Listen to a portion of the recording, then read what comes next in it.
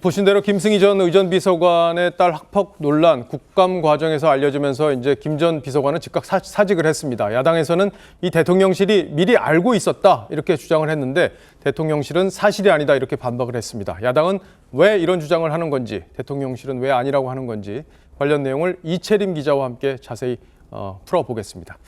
자, 이 기자, 김 전 비서관 딸이 학교 폭력 신고가 더 있었다면서요? 그렇습니다. 김 전 비서관의 딸 김양이 초등학교 3학년입니다. 그런데 올해 5월에 먼저 같은 반 학생이랑 말다툼을 하면서 이거에 대해서 학교 폭력이 들어온 적이 있었습니다. 근데 이때는 이 학생한테 사과를 하면서 그냥 무마가 됐고요.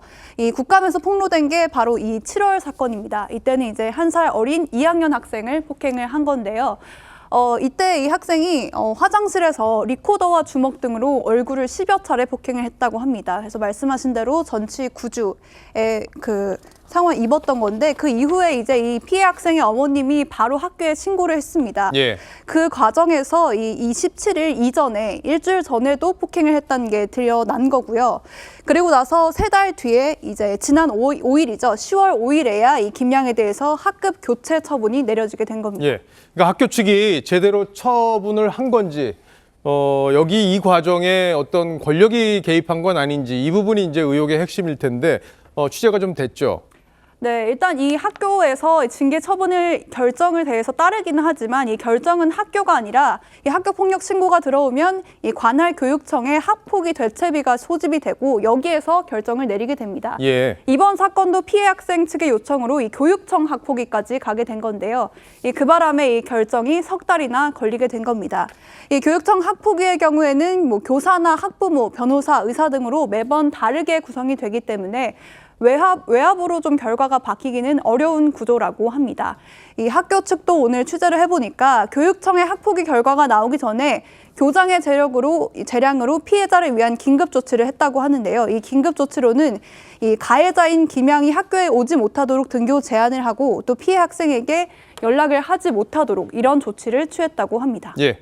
그런데 이제 조치 내용을 보면은 반을 바꿔주는 그런 조치가 있었는데 퇴학이나 전학이 아니라 반을 바꿔주는 게 적절한 조치였냐 이런 논란도 있어요. 그렇습니다. 이렇게 학교 폭력위가 열리게 되면요. 가해자에게 내려질 수 있는 처분이 9개가 있습니다.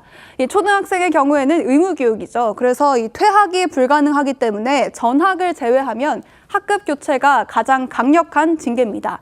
교육청은 이런 처분을 받는 것만으로도 학생 본인이 자신이 얼마나 잘못했는지를 깨닫게 되는 계기가 있을 거다 이렇게 해명을 했는데요. 일단 피해자 측은 이 학급 교체 처분도 너무 약하다, 부당하다면서 행정소송을 낸다는 입장입니다. 지난 5일에 학급 교체 처분이 내려진 이후에 김양은 학교에 아예 등교를 하지 않고 있습니다. 예.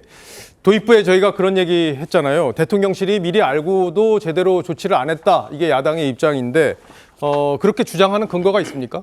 네, 야당의 주장은 경기도교육청이 국감 자료를 의원실에 제출을 하면서 김승희 전 비서관 본인에게 알렸기 때문에 대통령실도 응당 알았을 거다 이런 주장입니다. 예. 하지만 대통령실은 김 비서관 본인에게 보고받은 적이 없고 그렇기 때문에 내용도 몰랐다는 입장입니다. 김 전 비서관은 논란이 되고 나니까 화해를 시도하고 있어서 대통령실에 알리지 않았다. 그리고 아직까지 피해자에게 사과를 못한 건 피해 학생 부모 측의 입장이 워낙 강경해서 학교 측에서 직접 연락하는 걸 만류했기 때문이다. 이렇게 대통령실에 당시에 사과를 해명을 했던 것으로 알려졌습니다. 예.